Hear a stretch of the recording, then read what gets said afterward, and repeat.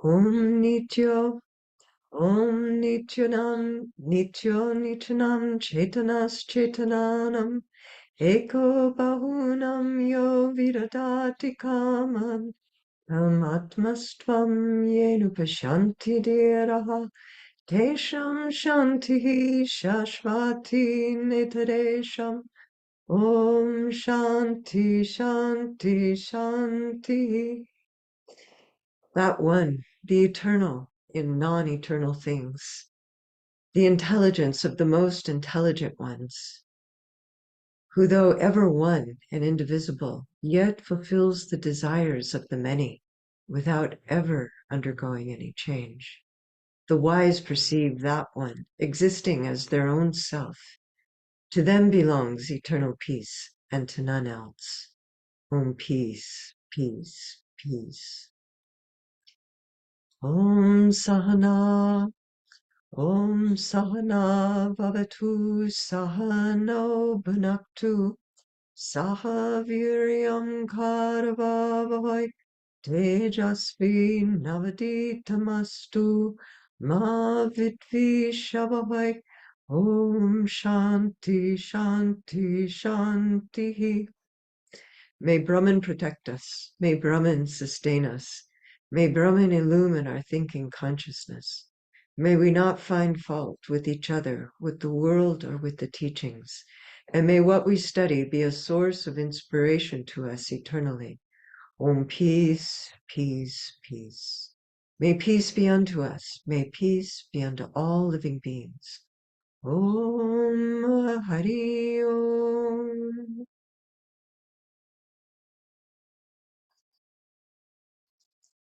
Namaste, everyone. So we're going to pick up kind of where we were 3 weeks ago. Let me share my screen and let's review just briefly oh, I forgot to press record. Hang on. Oh, it is recording. Yes. Okay. So here, let's take a look at the verses. And let's take a look at this one. So, no, let's start at number 4. So, wondering at the nature of these worlds and their offshoots, I came to know the 3 eternal gateways.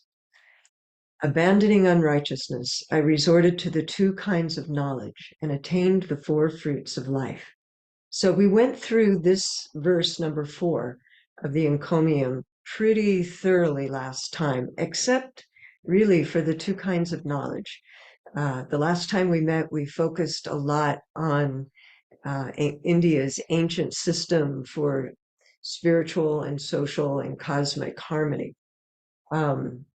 This time, we're going to go back and take a little bit more of a look at the 2 kinds of knowledge, because there was a great chapter on that Babaji wrote for Sword of the Goddess. And he does certain lists in there that I would like to share with everyone. And then we'll proceed on to the 2 types of ego and so forth. The other thing I want to say is let's always try to keep in mind the direction of the poet's verse, what he's pulling together here, and the direction that he or she is taking things,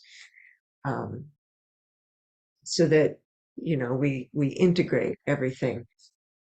And this reminds me of something that we talk about a lot, which is how before we take something apart, we're supposed to recognize that it is actually already in a state of oneness. And this theme of oneness was very, very important to Swamiji. And he found a way of talking to the Americans about it, because if you've studied his letters and a little bit about the history of the US about the time that he came, you'll see that it was the very beginning of the New Age movement. And so there was a lot of talk about oneness, a lot of talk about love, but they were really into this idea of oneness. And even science of that time was beginning to talk about a kind of oneness. So as we launch into this, let's kind of keep these verses as a whole and then pull them apart and then remember in our meditations to bring them back together again.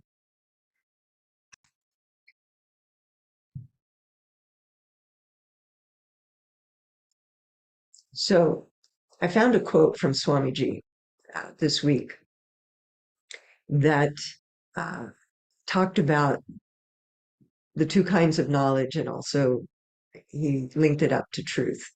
He said, truth is of two kinds.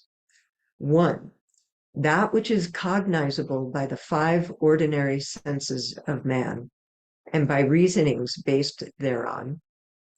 And the second one, that which is cognizable by the subtle supersensuous power of yoga. Knowledge acquired by the first means is called science, and knowledge acquired by the second is called the Vedas. So we've already, in brief, talked about how that higher knowledge is that which is what Swamiji just talked about, that which is cognizable by the supersensuous power of yoga, and which is that truth that gives us the knowledge of Brahman, the knowledge of Atman. And the other is our day-to-day knowledge, the knowledge that helps us move through the world. So in the chapter that Babaji wrote for this, he did this delineation that is, I've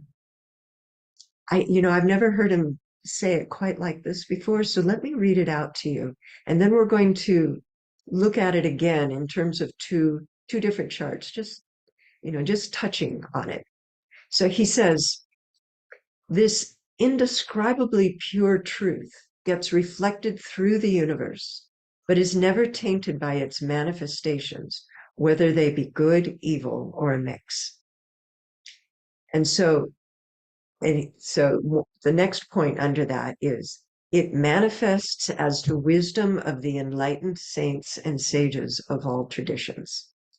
So when we've looked at the three different ways, and I'm going to correlate this, when we have looked at the three different ways that the revealed scriptures are, how they're looked at, we know that one way of looking at it says, oh, well, these are the result of the finest intellect of human beings.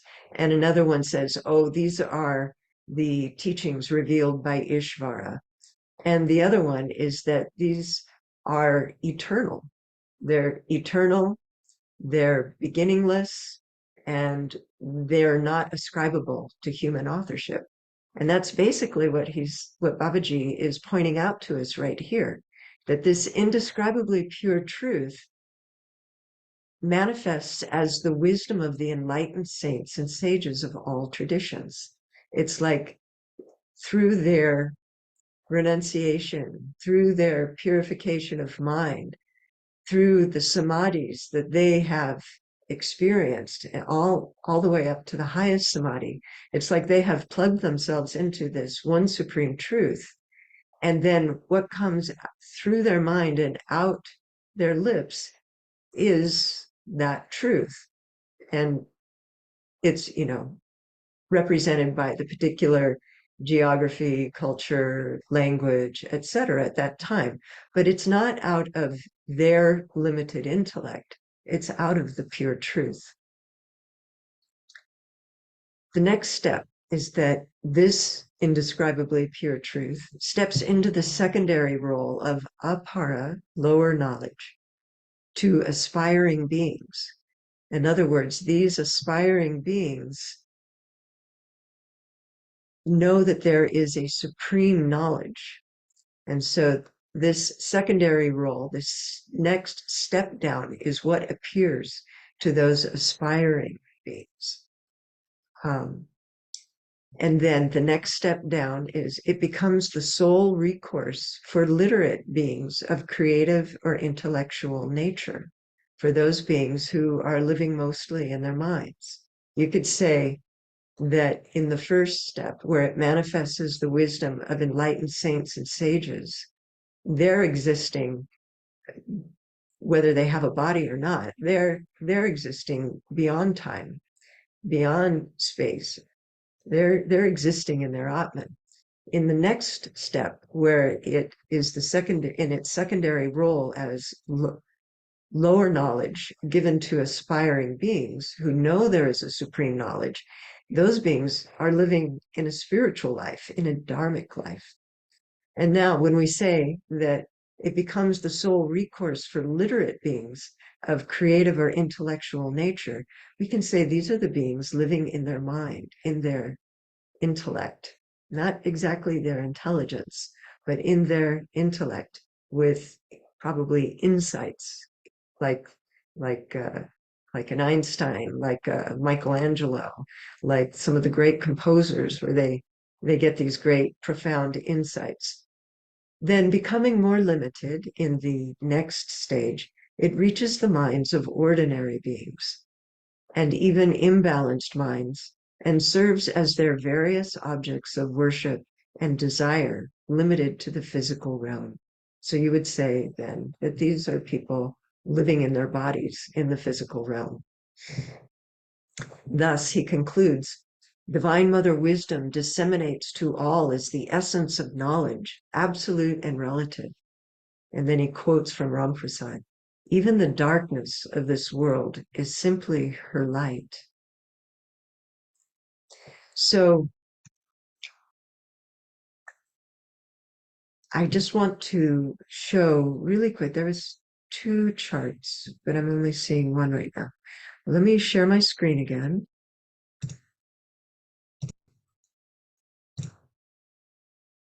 Ah, yes. Okay, let's take a look at this. This is that Aparinami chart, but we're just going to look at this section where Swamiji is talking about how knowledge, being a compound, cannot be the absolute itself, but it is the nearest approach to it and higher than will or desire. So think about those beings that we just talked to, the at the highest level. Uh, we have those beings who are transmitting the highest knowledge to us, and then as it steps down from intelligence, well, here, let's just stop here for a second. So Chittabhasa, pure intelligence reflecting off of reality. Anubhava, direct perception. These are all things that are going on in intelligence. Paravidya, sacred wisdom of the non-dual scriptures. And Upalabdhi, insight via divine remembrance. So we can see that in the first 1 and 2 steps that he's talking about at the highest level.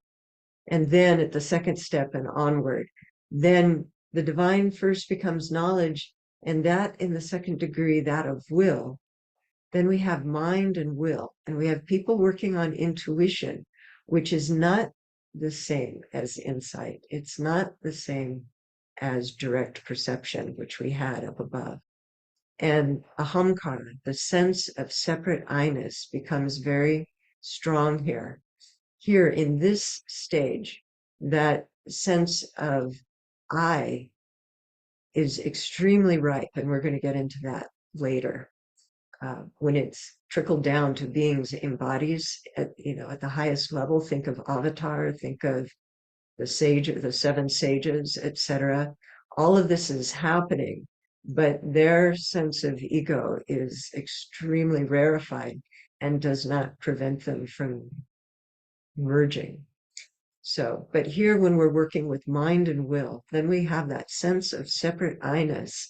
And this thing, aham vritti, self-arrogating thought, which to me is this tremendous way of saying how every single thing, an ordinary or even, a beginning and intermediate aspirant will experience in their mind, unless they put a real strong control over it, is based upon this sense of individuality, hopefully not identified with the body, but even if it's just identified with the mind, this self-arrogating thought is that work of that action of the mind and ego that is always jockeying for position in one way or another.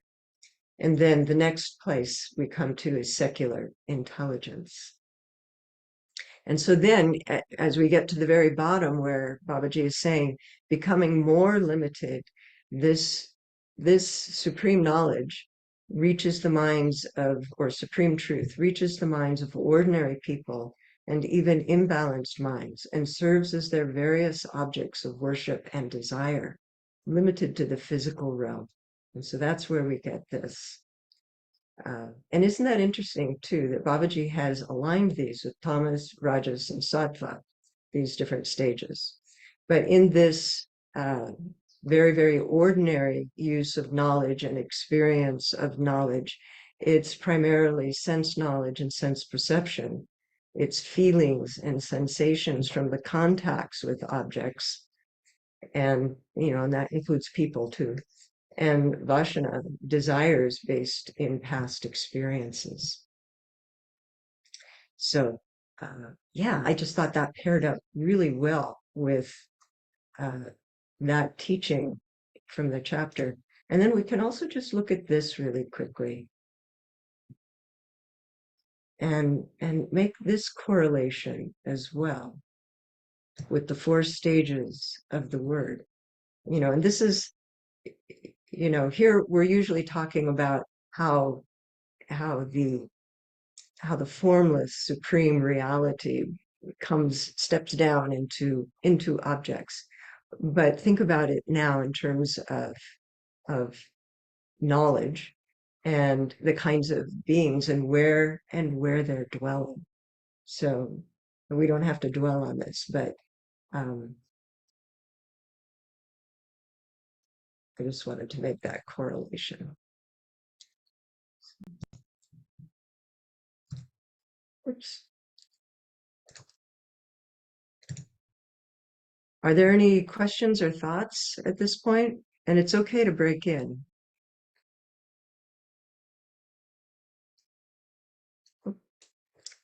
Okay, so something else that is stated in that chapter, that by searching the fields of lower knowledge with a higher end in view, such as service and compassion, beings embark upon the refinement of their awareness, which both schools them and sensitizes them to the existence of a benign spiritual presence. And then in that same vein, he goes on to say, it has been mentioned that searching the various fields of lower knowledge with integrity leads to higher existence, and that keys to God's presence and appearance. Oh, and the keys to God's presence and appearance are found therein. I mean, we can think of, among our secular geniuses, artists, craftspeople, scientists, philosophers, if they're secularists, that, they have these great moments of insight. And if they've been, if humility and service and are intact within them, then they're going to realize that these great insights are coming from something outside their limited intellect. So that's one way we can think of this statement. But Babaji goes on to say, but the fields of the 24 cosmic principles, that's the field, abound with cracks, rocks, pits, such things as desire, hatred, pleasure, pain, the physical body. But these are counteracted by humility, modesty, non-injury, forbearance, uprightness, service of the Guru, purity, steadfastness, self-control, and such things.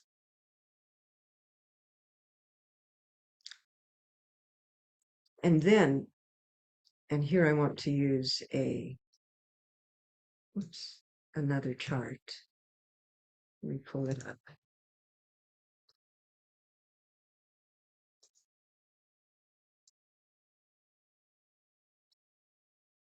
He goes, I guess we'll start there.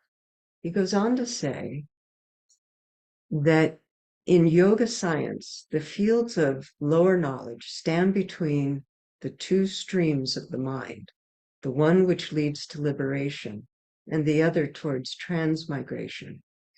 And I know our group here is well familiar with Kaivalya Pragbhara, the ocean of isolation from nature. And remember too that the word Kaivalya was what Samkhya used for liberation or mukti. And then samsara Pragbhara, the ocean of transmigration. And the things that come up with this are, if the mind is tending towards liberation, then it's partaking and engaged in discrimination between the eternal and the non-eternal, dispassion from the non-eternal, spiritual practice, ongoing and constant spiritual practice, abhyasa, and steadiness and stillness, sthiti, so practice of meditation, practice of forbearance and remaining steady within oneself despite the passing of phenomena, and Kaivalya, freedom. So all these things are part of the toolkit, so to speak, of the mind, the aspiring being heading towards Kaivalya Pragbhara. And the samsara Pragbhara is beset by desire and attachment to sense objects, bondage to nature, and worldly transmigration. So we can think back on what we've just been taken through so far, and see how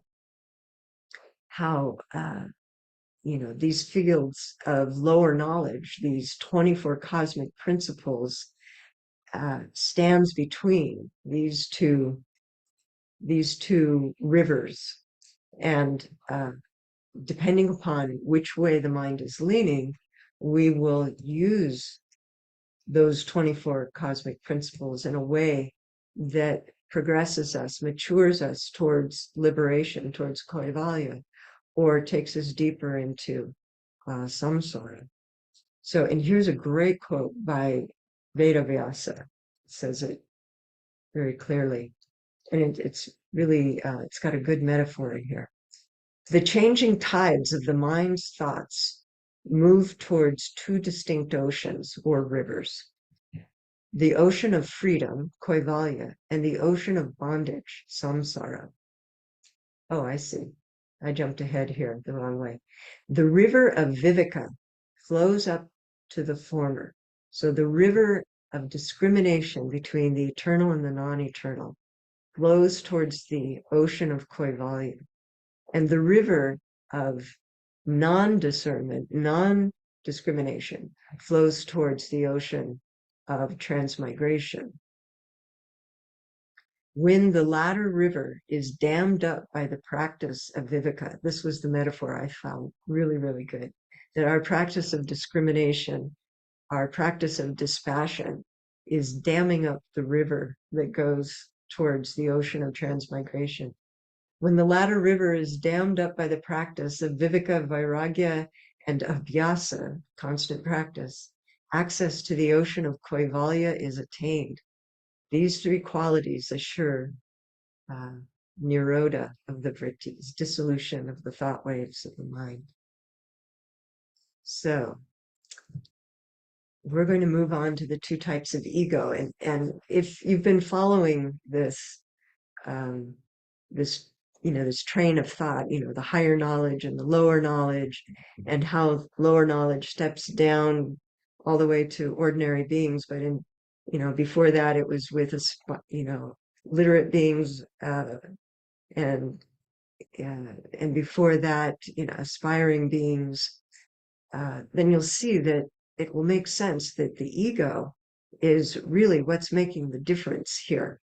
And so let's begin that study. So going back to our verse, coming to know of people's attachment to lower knowledge, I perceived two types of ego. Seeking maturity, I plunged into the two great philosophical streams to be free of ownership and agency. And so those of us who are old timers here in SRV, as soon as we hear this ownership, agency, we're thinking the three issues with the ego, that in the ego we have the sense of ownership, the sense of agency, and also the sense of separation, which comes first. And so we'll see if we get to the two great philosophical streams today, but it's very beautiful, I think, that he says to seek maturity. I plunged into those two great streams to be free of ownership and agency. In other words, to be free of the ego. And those two great streams, as some or all of us know, are Vedanta and Tantra. And we'll get into that in a minute. So let's take a look at the two egos. So the ripe ego and the unripe ego. And we all know Sri Ramakrishna's teaching about these two, and that he talks about how the ripe ego is the servant of God, or the devotee of God, is the friend of God, takes recourse to these different moods in order to inform their mind and their actions, their thoughts and their actions, so that they're always remaining in connection with God, with their true self. And the unripe ego is really just the opposite of that. But there's another way that we can look at these two egos, and that's in terms of the kind of actions that they perform. So the unripe ego performs action with motive, with desire.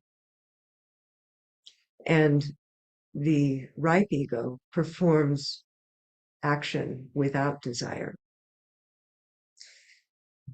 So I know that this is all quite familiar to us, and every single one of us, I'm sure, are working on becoming more selfless in our actions. So let's just jump to some things that Vivekananda and Holy Mother had to say, and also from Babaji's chapter. So starting with his chapter on the two egos. And, let me just back up a little bit, because not all of us are old timers here. The ego, ahamkara, this is that first sense of separation. And when we look at the 24 cosmic principles, we see that out of it, it's called a prakriti. The whole thing is prakriti, right? But then there's the prakritis and the vikritis. And the prakritis are those things that give rise to the rest of the what comes after it. So we have mahat, and then we have buddhi, and then we have ahamkara. And really, if we can think of it in this, first one, then the second, then the third, we can think of it that way, but really they kind of show up all at once. And this, mahat is a great prakriti, everything flows out of it. And then ahamkara is another special step down prakriti. And out of that comes the three delineations of the gunas, which then give rise to everything else, are interwoven into everything else. And then out of, tamasic ahamkara, tamasic I sense, and remember, this is at the cosmic level. Then we get the tanmatras, and out of the tanmatras, we get the great elements. And then out of the sattvic, we get the dual mind, manas, and we get the 10 senses. So there's different ways of looking at it, but that's basically the way Babaji puts it. And Rajas is kind of moving things back and forth and making the process happen. So the point here is that the ahamkara, this sense of a separate I, is patent through everything. Everything is embedded with that separate I, from the ego itself to the dual mind, to the thoughts of the mind, which are all about what the senses are doing with the objects, which are the tanmatras and the 5 great elements. Just think of that ahamkara filtering through all of it and get back to that idea. Let's go back to that idea of oneness, that, consciousness is seamless and consciousness is all there is. And yet we have this appearance coming out. So try and hold those ideas. So here's what Babaji is saying. And he's talking about service. It is impossible to serve unless the ego has ripened. For otherwise, that clever and selfish character, which is the seat of both divisiveness in human relations and the sense of separation from God, will mar all work and actions with its odious presence. This is precisely why social work, political action, conventional religion, and other formulated groups and forces, even if they are well-intentioned, can never bring lasting relief and succor to those who suffer, for all their actions are based in the personal ego. My work, quote unquote, I am concerned, quote unquote, I have compassion, quote unquote, I am serving the poor, I can heal you, I will save you, I will remove the suffering from the world, I will feed the hungry. Wherever the sense and sound of I, me, and mine is heard, all work performed will be colored and tainted by the individual ego. And where the ego gets its finger into things, trouble always follows. Trouble meaning karma. But when work is accomplished with no sense of personal doership or agency, the results are always beneficial and guided by a higher power, a power that will not interfere with the doings of the tiny opinionated will and cannot enter where the inflated ego is taking up all the space. When years ago, when we had a bevy of kids in SRV, we took this idea of how the ego is like a big balloon that you blow up inside of a house and you can't get in. It's taking up all the space and yet it's empty. There's nothing there. And we did that with the kids. We took a balloon, we made a little cardboard house and we blew up a balloon inside of it. And so they all took turns poking their fingers through the windows, through the door, and they couldn't get into the house. So here we have that statement, how that unripe ego is of tremendous concern. But I also want to also say that for those beings who are not, they may or may not, that maybe they're in conventional religion, or maybe they're humanistic secularists, right? Materialists. These charitable works, even accompanied by ego, is a way of starting the ripening, the maturing process. And so it's important. Even Sri Ramakrishna talks about it. It's not as effective as work done without motive. It's still done with motive, so it's going to have its problems. And so that's why there's that movie, which I know we've all seen, Groundhog Day, is such a great illustration of it, except that he doesn't move on towards spirituality. We'd have to make a sequel, I think. So let's hear what Swamiji says. What is the good of that spiritual practice or realization which does not benefit others, does not conduce to the well-being of people sunk in ignorance and delusion, does not help in rescuing them from the clutches of lust and wealth. Do you think, so long as one jiva endures in bondage, you will have any liberation? So long as he is not liberated, and it may take several lifetimes, you will have to be born to help him, to make him realize Brahman. Every jiva is part of yourself, which is the rationale of all work for others. As you desire the wholehearted good of your spouse and children, knowing them to be your own, so when a like amount of love and attraction for every jiva will awaken in you, then I shall know that Brahman is awakening in you, not a moment before.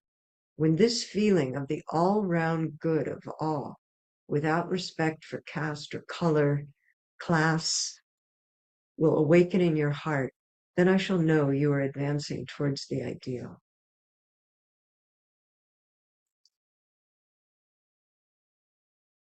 So then moving on to Holy Mother with another example of this supreme selflessness, the kind of selflessness, just like Swamiji is talking about, that is the ripe ego. And here we kind of want to go to this three-way.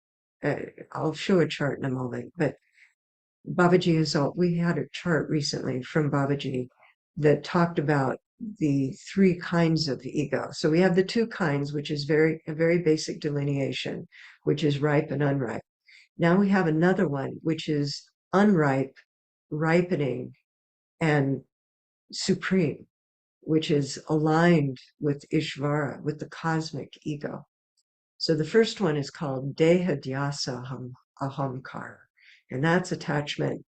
That's, I am my body. That's ego. That's body-bound egotism. And saksha ahamkara is witness consciousness. And that here we're aligning this with the ripening ego. It's beginning to step back. And usually, when it reaches that point of starting to be the witness, that being is going to have ideas of oneness. And this reminds me of a very beautiful teaching that Swamiji gave. He was trying to explain, not trying, he was explaining to, at a meeting in America, at a lecture, this oneness and working people up to it. He said, if I think of myself as a man, then I'm going to be different from the woman. But if I think of myself as a human being, then that is oneness with all human beings, male and female.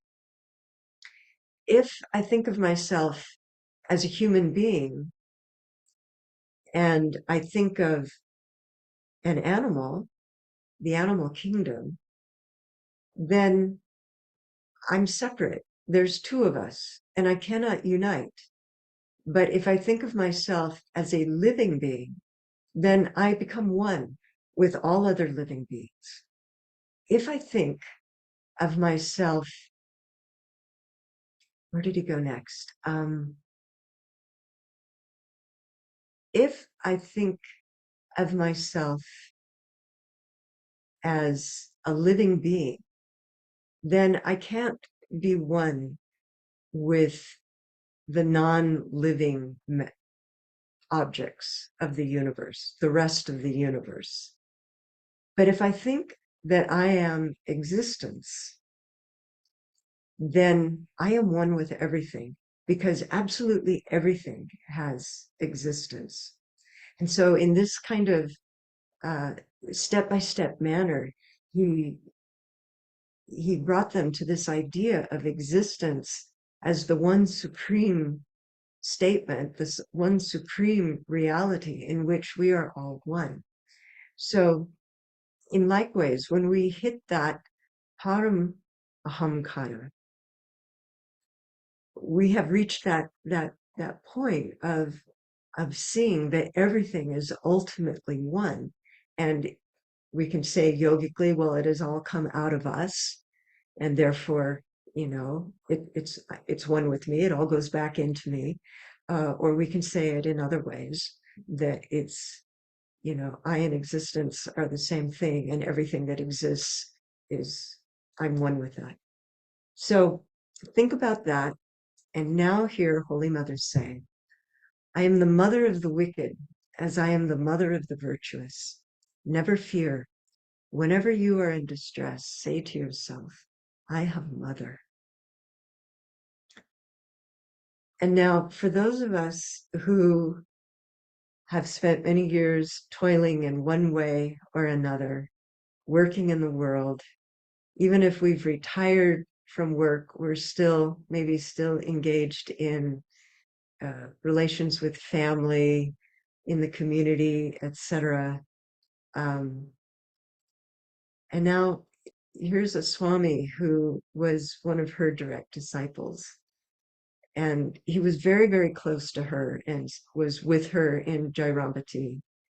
And he said, Mother, shall I pass my whole life in this way?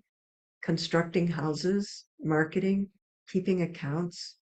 What shall I gain from doing such work? He wanted to go and practice austerities. But he was there serving her, the mother of the universe, and his guru, the mother, and more besides. He's serving the order and all the aspects of what the order served. The mother calmly replied, well, my son, what else do you want to do? In this age, Swamiji has inculcated these works as the means of God realization. If you perform this work without any motive and as worship, you will attain liberation. What else do you want to do? Do you want to practice austerities in the solitude of the Himalayas? There you will find the monks fighting amongst themselves over a piece of bread or a blanket. Will the Lord appear before you if you go to the mountains and forests and sit there with closed eyes? Is there any better path than the path of action that has been delineated by Swamiji? While working, think that you are working only for God and serving Him. The work that you are doing here is truly my work. Now, before he was a monk, his name was Rasbihari, and that's what she called him. She said, Rasbihari, look at me. Rasbihari, Arupananda, looked at the mother's face and saw a luminous goddess seated in front of him, in place of the plain and elderly woman who had been talking to him.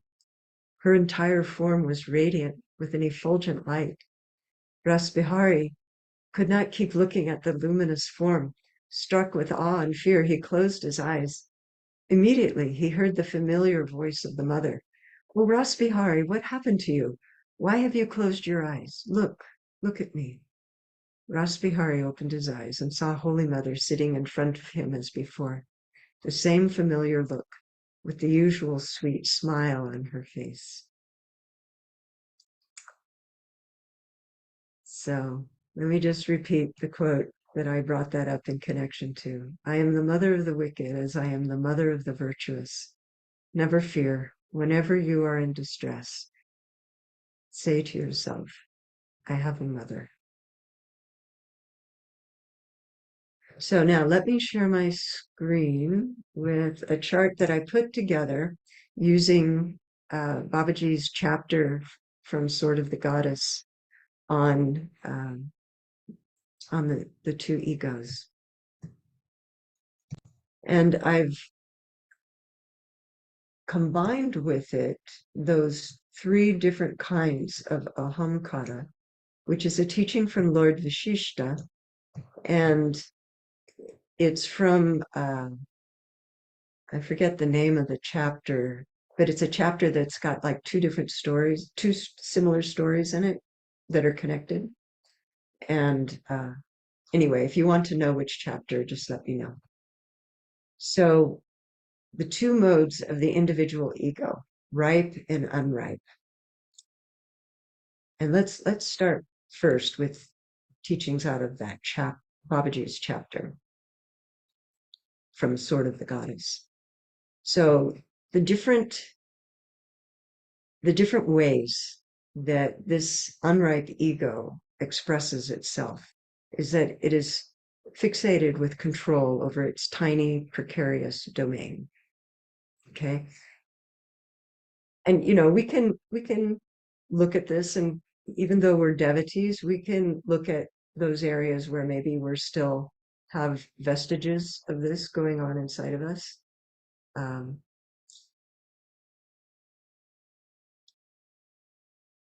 the unripe ego performs action with desire for results. It seeks pleasure and tries to avoid pain. And this becomes so painfully obvious to devotees that any time it sort of rises up in us, it impels us to practice. So it's actually really good if we still, if we still have that, it's a good thing that when it rises up, we are able to see it and then we can address it. Um, it's at the mercy of hidden or unknown samskaras and karmas. Remember, those are existing in what in the West we would refer to the unconscious or subconscious mind. And when they're not showing themselves up, then we would say in yoga that they are uh, being suppressed, usually suppressed by something else. They might, in a hopeful way, they're being suppressed by the expectation of moral and ethical behavior, or in the case of things that are affected that way, um, they can be suppressed because maybe one's undergoing pleasure and that can suppress it and not bring them up. Anyway, there's all kinds of things that can suppress these samskaras, whatever their nature. And there are things that happen in our life, karmas and events in life that will create an opening for them to come out. Sometimes we see them in our dreams. So the unripe ego, especially in the person who is not practicing spiritual disciplines, is at the mercy of these. And where I was headed with talking about how they're suppressed is we begin to attenuate them when we engage in japa of the mantra with sincerity, self-surrender, with concentration of mind, when we practice one-pointed concentration, when we practice dissolution of the mind stream and going into formless meditation, all of these things are attenuating those samskaras. We used to say early on in SRV that japa mantra was soap for the mind. So it was like cleaning those things away. So the unripe ego, Babaji points out in his chapter, can have the appearance of being calm, but it is still seeking its own best advantage. So that's one of the more clever aspects of the unripe ego. It's always and ever engaged in I, me, and mine. It exhibits pride, arrogance, selfishness, cleverness, false humility, manipulation, low self-esteem, and can experience humiliation because of its pride and arrogance. One of the things that we always like to point out is that that feeling of pride, well-deserved or not, is, it's a movement of the ego. It's taking knowledge or a successful conclusion of whatever, it's taking it to the individual ego. And again, the devotee, as soon as they feel that happen, it's sort of like the red flags come up and we do our discrimination around it. But back to where I was going with this, the opposite of pride and arrogance is low self-esteem, and those are both movements of the ego. So we don't want to do this seesaw at all. And so Lord Vashishta says, while thoughts of I, me, and mine are occupying the mind's atmosphere, so long will Atma Gyan, knowledge of the Atman, remain at a distance and ineffective. We think about Holy Mother saying, forgetting your personality, remember your true nature. Okay, let's take a look at what he says about the ripe ego. And this is actually going to be ripe and ripening ego, because we're gonna pair it up with Lord Vashishta's teaching. But out of Babaji's chapter, it says, it exhibits humility, this ripe ego, and forbearance and concern for others, as well as compassion. These become its motive of thought and action. And those beings with a ripe and ripening ego, they engage in action devoid of desire, nishkama karma. And upon full maturation of this, they become selfless and they exude purity, and the being feels near to God at all times and sees through the ruse of egotism. These beings, they transcend the allures of power and pleasure and the need to control and manipulate the cosmic principles, the tattvas, earth, air, fire, water, ether, the elements, the senses, etc. They transcend the need to control and manipulate the tattvas for selfish aims. And they have arrived at a peaceful, self-surrendered haven of subtle bliss. The other thing, which I thought was very beautiful, is they see death as the release into these 4 different liberations in form. One of them goes into the formless, actually. Samipya, Sarupya, Salokya, and Sayujya. Now remember that Sri Ramakrishna said that the ripe ego in the devotee, in the spiritual aspirant, sees oneself as the servant of God, friend of God, has a peaceful relationship with God. God is the beloved, God is the child, has that kind of relationship going. And so selflessness, these egos do not, this form of the ego doesn't harm the devotee. So in that realm of the devotee and God, the devotee and the beloved, are these 4 different kinds of liberation. And so samipya is being dear to God. That's a form of liberation in form. And sarupya, having the same form as the Lord.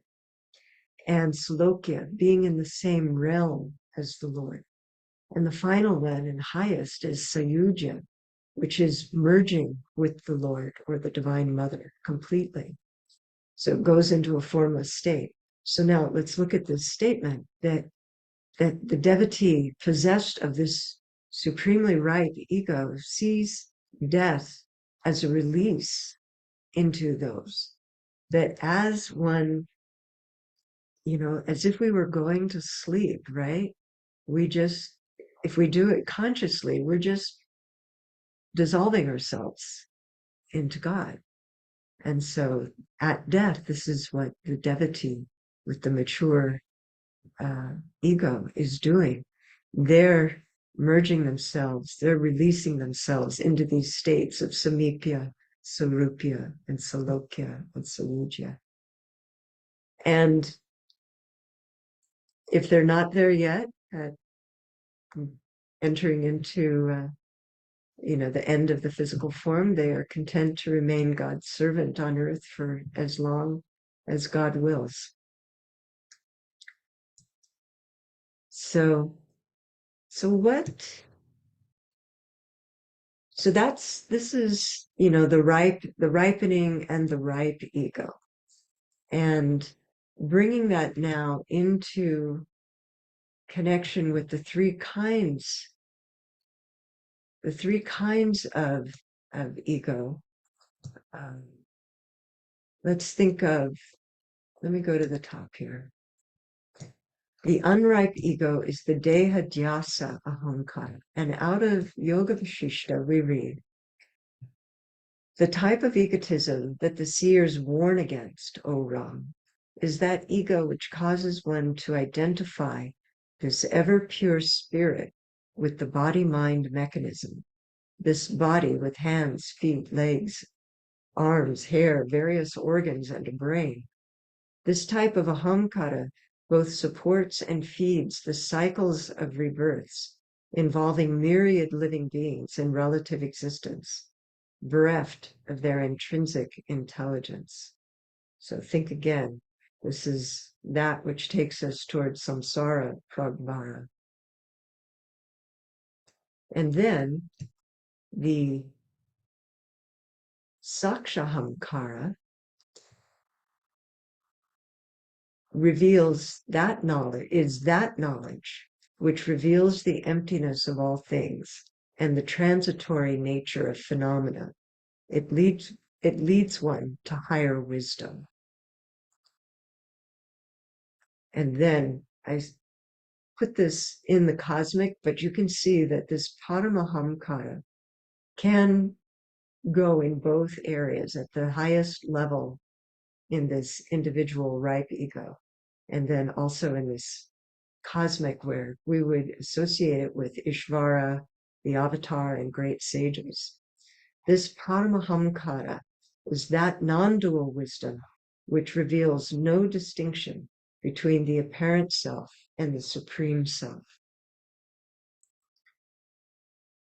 And so let's think about Sri Ramakrishna with that statement. It reveals no distinction between the apparent self and the supreme self. Think of him at Kasipur Garden on Kalpatara Day, January 1st, when, in a state of inspiration that Girish Ghosh instigated in him, he was thrown into the mood of Ishvara, the wish-fulfilling tree, the Kalpatara, and said to everybody, Chaitanya Ho, may your consciousness be awakened, be illumined. And it was for everybody that he touched. That was so. That is definitely that paramahamkara that is just moving through the avataric descent. And this is where, we might turn to Lord Krishna. And I'll just end with these quotes. That this paramahamkara at this highest level, at this cosmic connection between the great sage like a Swami Vivekananda and those great beings of avataric descent, that they seek only loka sangraha, only the good of the world and its beings, not only its human beings, but all of its beings. Think of Sri Ramakrishna saving the fish, saving the cats, letting the cats take refuge in him. Think of Lord Buddha offering his flesh to save the life of some other creature. Think of Holy Mother. Anyway, so they seek only loka samgraha. And I guess we're going to have to stop here. But we can pick this up in 2 weeks and move on.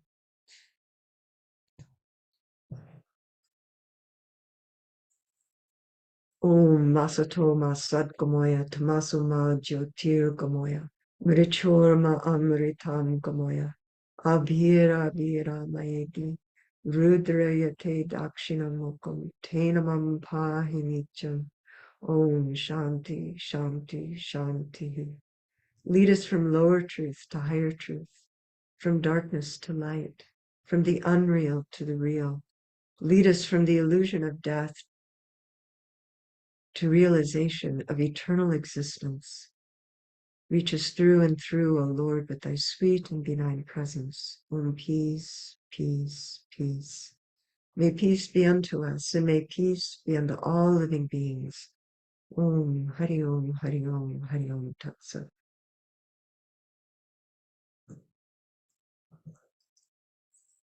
Well, thank you, everyone. I'm trying to turn this off. There you go.